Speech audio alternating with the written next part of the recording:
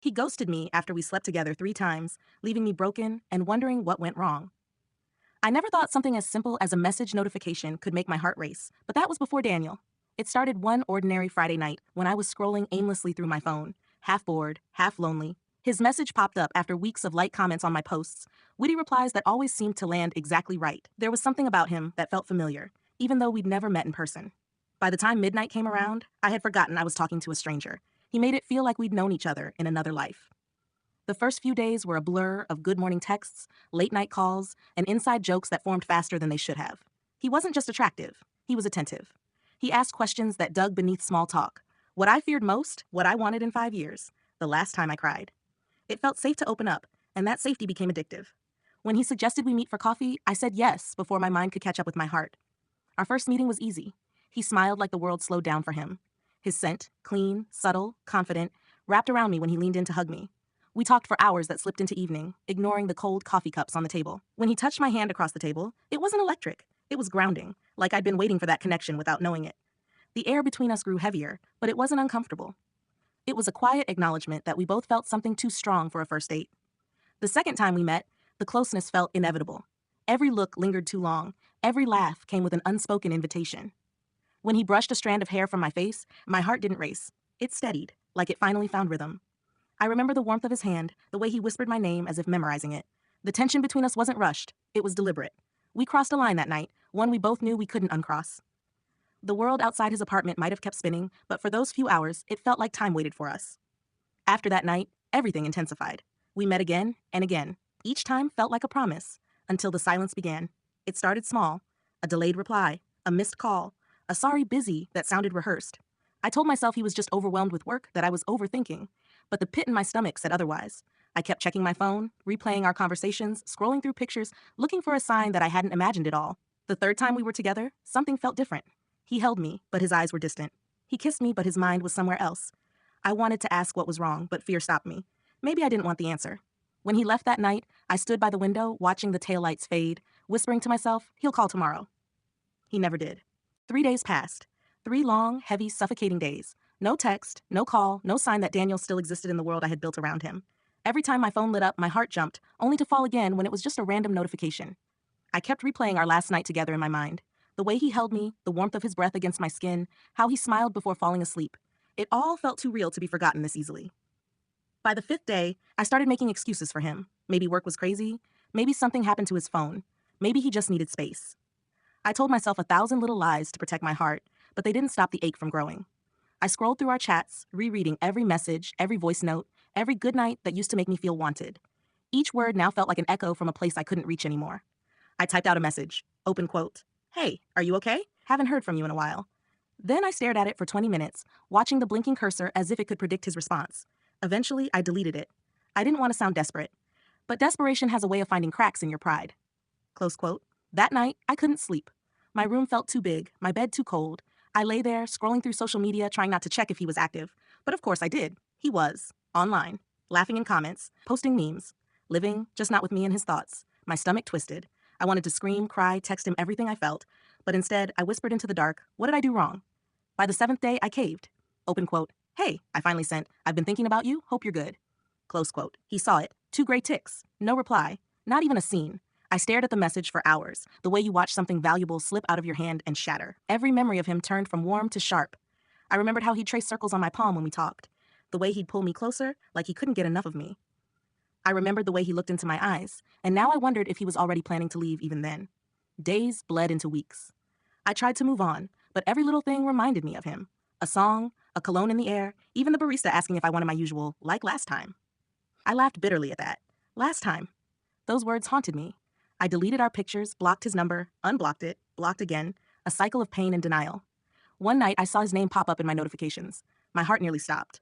But it wasn't a message. It was a post. A picture of him at a restaurant, smiling with someone else, her hand on his shoulder, my breath caught in my throat. The realization hit me like a wave I didn't see coming. He hadn't just ghosted me.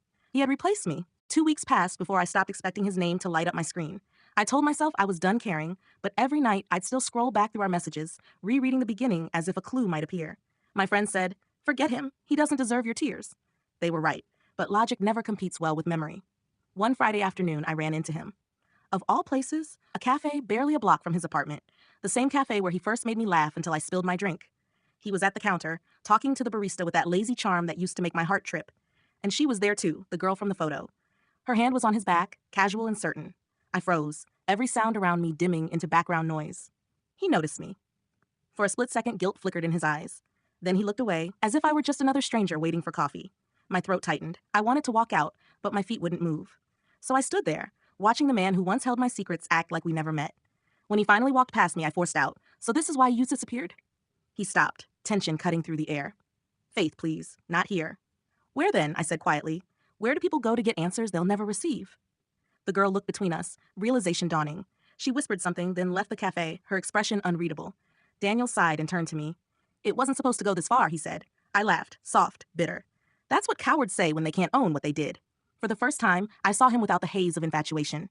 His confidence was just armor, his words, rehearsed. The warmth I'd mistaken for depth was convenience. I realized he wasn't thinking about how to fix what he broke. He was thinking about how to escape it. I didn't yell. I didn't cry. I just said, "You could have told me you changed your mind. Ghosting isn't honesty, it's cruelty." Then I walked out before he could answer. That night, I sat in my apartment with no music, no phone, just silence. And in that silence, something shifted. I didn't miss him. I missed who I thought he was. That realization hurt less than I expected. It even felt like freedom. I opened my journal and wrote, "Sometimes the people who make us feel seen are only looking for a mirror." The days after seeing Daniel were strangely quiet. Not peaceful, just still. I expected to fall apart again, but the tears didn't come. Maybe I'd already cried everything out, or maybe I was too tired to keep chasing closure from someone who'd already walked away. For the first time in weeks, I stopped checking my phone every morning. I started noticing things I'd ignored.